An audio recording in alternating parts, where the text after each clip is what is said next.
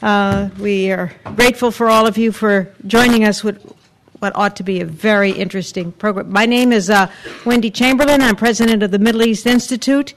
We are co-hosting today's event with one of Middle East Institute's prime partners, the International Relief and Development, headed by CEO Arthur Keyes. IRD and MEI have a very powerful partnership to promote public discussion of compelling humanitarian events, and today's event is one of the events that we have to fulfill this mission. Libya, IRD has been quite active in humanitarian affairs in Libya, and as you all well know, Libya has been in the headlines continually throughout the last 6 months, perhaps most dramatically within the last 2 weeks when the rebel fighters entered Tripoli and deposed of Colonel Gaddafi. Last week, 60 countries met in Paris for the Friends of Libya conference, and at that time, President Sarkozy confirmed that a total of $15 billion in frozen Libyan assets would be made available to the Transitional National Council, the TNC. The Friends of Libya will be holding another conference in New York on September 20th. Meanwhile, the hunt for Gaddafi goes on. We have some breaking news that he may have been sighted, but that will make for a very interesting next couple of days. But there are a number of questions that are still hanging out there. How does the TNC intend to govern the country? What sort of interim government will there be? Will there be elections, and when? How will they be organized? Are all very pressing questions. What are the organizational and humanitarian challenges that the TNC faces as they seek to restore Libya to something back to a reasonable sense of normality? What role should the United States play? What role should our private sector play? And how can we help the private sector get organized in Libya? These are all very important questions that our panel and our keynote speaker will be able to address for you this afternoon. So we're very honored to have Ambassador Gene Cretz, who will be making remarks.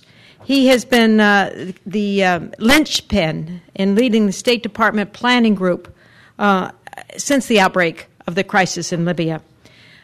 Gene was in Paris last week with the Friends of Libya at that meeting, and he has maintained very intensive contacts with Mustafa Abdel-Jalil and other members of the TNC since the very beginning of the crisis.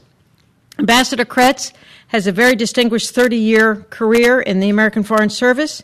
He served as Deputy Chief of Mission in Damascus and Tel Aviv before becoming ambassador to Libya.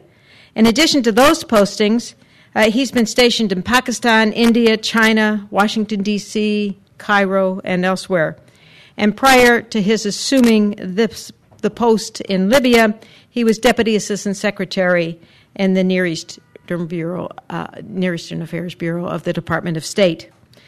Following Ambassador Kretz's presentation, we have the honor to invite Mark Ward of USAID and Travis Gartner of the International Relief and Development to offer their comments and perspective on the humanitarian challenges that face us.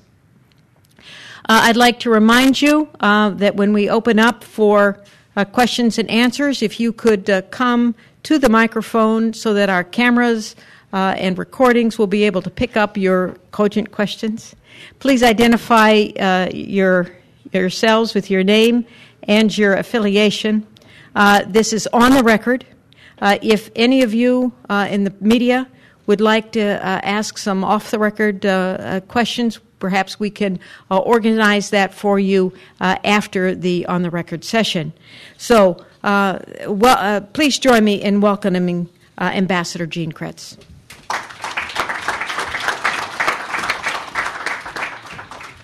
Thank you, Wendy. It's a pleasure to be here. It's especially a pleasure to be here after these last 6 months, which have been, I think, for all of us involved in this, very intensive, and finally we've achieved something I think that very few of us thought would happen so quickly. If this was leading from behind, I don't know, those of us who are exhausted don't really see it that way. Wendy mentioned the meeting in Paris. Let me just go back a little ways just to talk about the international community's response to this crisis, and then move on to the several different topics that she mentioned. You know, prior to the meeting in Paris last week, I think you're all aware that there were several international meetings, starting with summits in London and Paris, and then heading on into contact group meetings in Doha, Rome, the United Arab Emirates, and Istanbul, and also a NATO ministerial in Berlin, all of which Secretary of State Clinton participated in, and which certainly showed the commitment of the United States to this effort. I think each of the meetings, each of them built upon the other, and over the time period, I think we found that we built a international consensus. Number one, in support of the NATO mandate. Number two, in support of trying to aid the Libyan opposition to the extent that we could. And number three, an increasing comfort with the NTC as time went on. I remember from the first days that that this had started. Within 2 weeks of the crisis, the secretary asked me to go out and find out exactly who were these people. And we had a sense a bit of who they were. I had met some of them when I was ambassador, and some of them were ministers. Some of them occupied other positions in the Libyan government. But we really didn't have a sense beyond that of who they were. And so I traveled to Rome and Cairo and to meet them.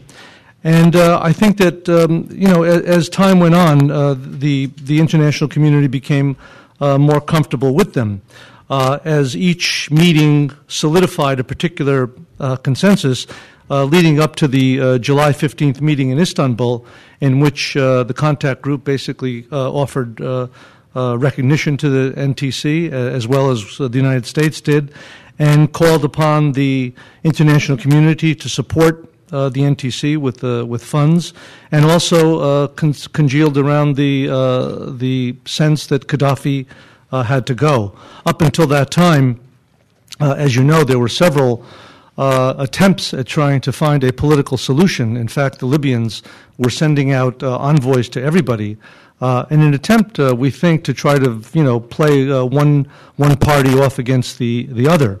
And in Istanbul, the contact group kind of put its foot down and said that there will no longer be a diffusion of envoys, and that the effort of the international community with respect to trying to find a political solution, if one could be found, would be through the UN Special Representative, Mr. Khatib. So basically that brought us to, so in effect, Istanbul was a turning point, I think, in the international community's view and approach to the issue.